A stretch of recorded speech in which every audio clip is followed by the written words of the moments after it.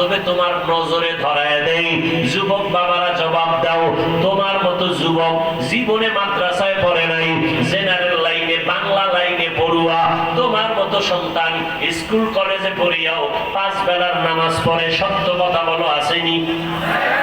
আর বয়ানের দরকার নেই, তোমার জীবনের এটাই শেষ বয়ান, বলো তুমি কেন পারো না? আর কোন বয়ানের দরকার আছে? তোমার মতো যুবক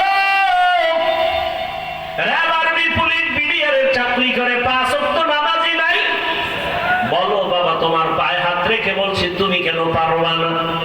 তোমার মতো কত বাংলা লাইনের সন্তান ওসি ডিসিএসপি 5 ওয়াক্ত নামাজ পড়ে, অভাব নাই, বলো তুমি কেন পারো না?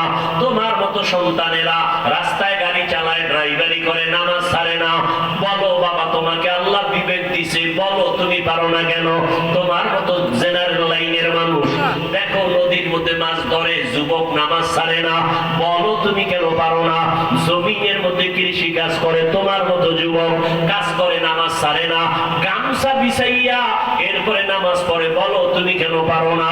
ও বুড়া বাবারা, আপনার মতো কত বুড়ারা হাতের মধ্যে লাঠি নিয়া মসজিদে গিয়া 5 বেলার নামাজ পড়ে, বলেন আপনারা কেন পারেন না?